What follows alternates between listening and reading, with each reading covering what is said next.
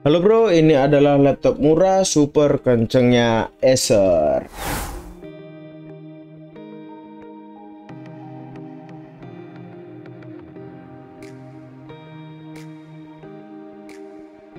Ya oke, perkenalkan ini adalah Acer Nitro 5 AN51557. Seperti namanya Nitro, yang kita tahu Nitro itu kan yang biasa dipakai di mobil-mobil balap, yang biasa kita mainin dulu waktu kecil di PS gitu kan. Dia ada nitronya ataupun NOS, udah pasti itu kenceng. Dan sekarang Nitro itu ada di laptop. Gimana kencengnya? Cobalah, mungkin kalian bisa bayangin ya bro. Laptop ini tuh ada 2 SKU. Yang pertama ada Core i5 11400H dan ada Core i7 11700H. Dan yang kita bahas sekarang ini adalah Core i5 11400H dengan 6 core dan 12 thread.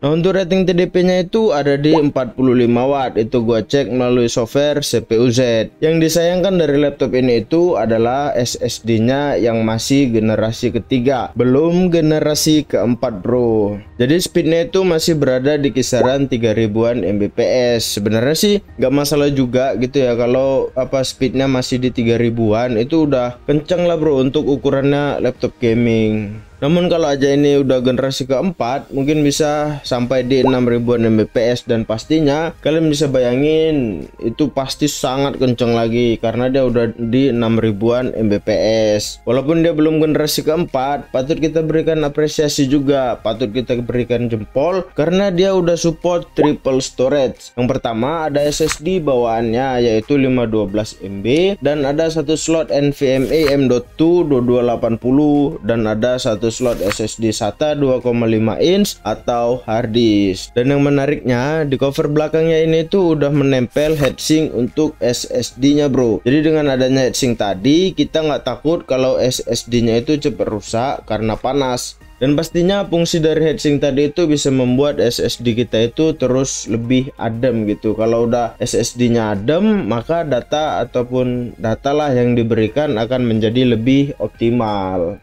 Dan dengan banyaknya storage ini kalian bisa bermain game apa saja yang berat-berat gitu. Kalian bisa mainkan, kalian bisa masukkan di dalam laptop ini. Kalau memang tadi 512 kurang, kalian bisa tambah satu slot lagi di slot yang udah disediakan. Kalau memang masih kurang juga, kalian bisa tambahkan lagi hard disk yang ukurannya bisa 4 TB lah gitu. Kalau memang kurang kenceng ya kalian bisa tambahin SSD lagi gitu bro.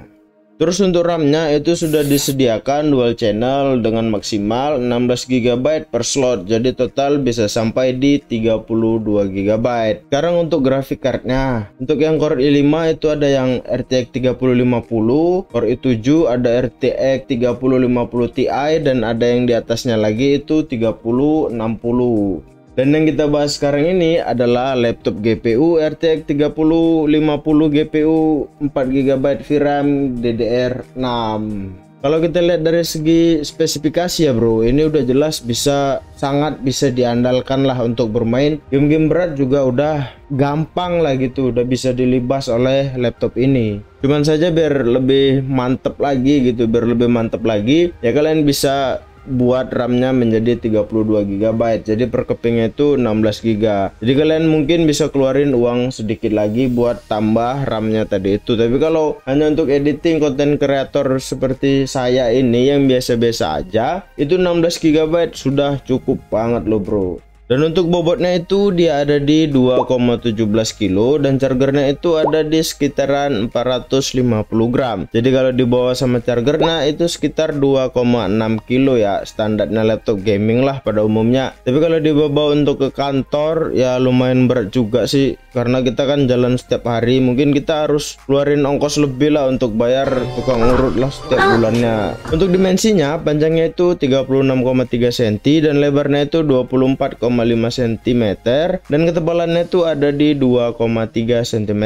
Untuk engselnya dia sudah bisa kita angkat dengan satu tangan aja bro, dan ini nggak banyak laptop yang bisa seperti ini. Dari keyboard dia sudah mantap sekali dengan ciri khasnya Nitro dengan layout dan juga desain font yang sama seperti seperti sebelumnya. Terus keyboardnya juga udah RGB dengan 4 zona yang warnanya sendiri bisa kita custom dengan software NitroSense ini bro. Jadi kalau di bagian ini zona satunya kalian bebas mau pilih warna apa, zona 2 warna apa, kalian tinggal atur aja di bagian NitroSense ini. Nah, dan bukan hanya keyboard, di sini kalian bisa atur fan-nya. Kalian kalau ingin bermain game berat, kalian bisa pilih fan kontrolnya ini, kalian bisa atur ke arah yang max. Nah, jika kalian pilih max, maka dia suara kipasnya itu akan lebih kenceng lah, berisik gitu. Nah, kalau kalian bisa custom, kalian bisa custom aja nih sendiri nih CPU-nya atau yang lebih tinggi. Kalau kalian bermain game-game berat, aplikasi yang berat, kalian mungkin bisa aktifkan ininya nih sampai setengah dan setengah. Kalian setting sendirilah sesuai dengan penggunaan kalian gitu. Untuk power plan-nya di sini juga bisa kita setting. Kalau kita menggunakan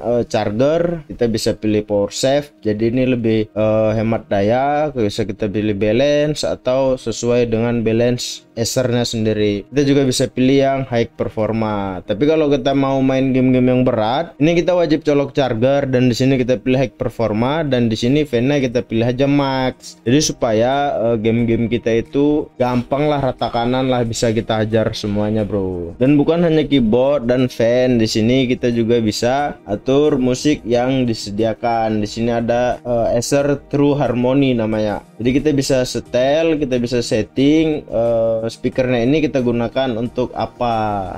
Ya, untuk suara speakernya itu standar laptop gaming lah pada umumnya, nggak terlalu oke banget juga. Namanya udah standar-standar aja dan lebih kurang suaranya itu nanti seperti ini.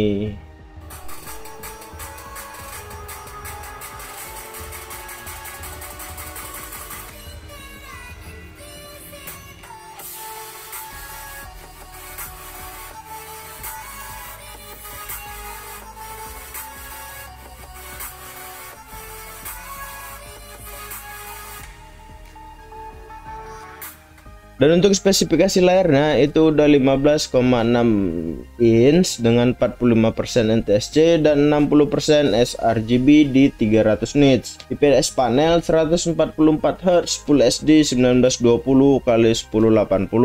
Jadi kalau dipakai buat editing pemula ya ini udah bisa banget lah. Udah lebih dari cukup. Tapi kalau untuk profesional menurut gua ini belum cukup bro. Kalau udah profesional dia pasti cari yang 100% sRGB. Untuk baterai itu kapasitasnya 55 Wh. Terus untuk chargernya itu ini ada di 180 Watt. Dan daya tahan baterainya itu lumayan lama. Kita nonton dengan WiFi off, kecerahan 50%, volume 50%. Itu ketahanannya bisa di 5 jam gitu bro. 4 sampai 5 jam lah lebih kurang. Terus untuk Bluetooth dia sudah pakai versi 5.1 dan untuk portnya lumayan lengkap. Di sebelah kanan ada HDMI, USB tipe E, terus ada USB Type-C yang support Thunderbolt 4. Kalau menurut gua untuk Thunderbolt 4 itu udah kenceng banget bro. Terus di bagian sebelah kirinya itu ada Kensington lock, input LAN, USB Type-C ada 2 dan port audio jack. Yang nggak ada adalah port untuk SD card. Jadi kalau kalian mau ngerekam pakai kamera terus mau masukin ke sini, kalian perlu beli adaptor lagi. Terus untuk sistem coolingnya, Acer ini sudah mengklaim bahwasannya sistemnya ini sudah terupgrade yang dinamakan dengan CoolBoost. Jadi biasanya kalau laptop gaming itu exhaustnya itu hanya ada 2 di bagian belakang, dan di Acer Nitro 5 ini ada 4, di belakang 2, di kanan 1, dan di sebelah kirinya ada 1. Dan ini adalah hasil setelah gua tes menggunakan Cinebench R15.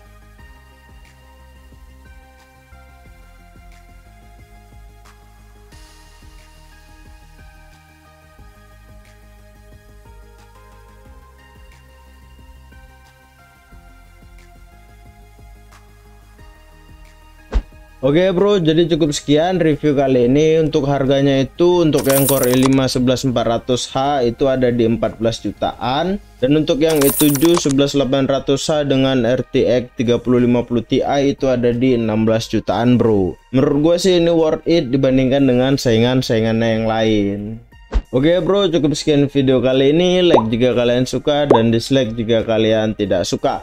Dan tulis di kolom komentar untuk request tutorial berikutnya. Oke, see you next time. Assalamualaikum warahmatullahi wabarakatuh.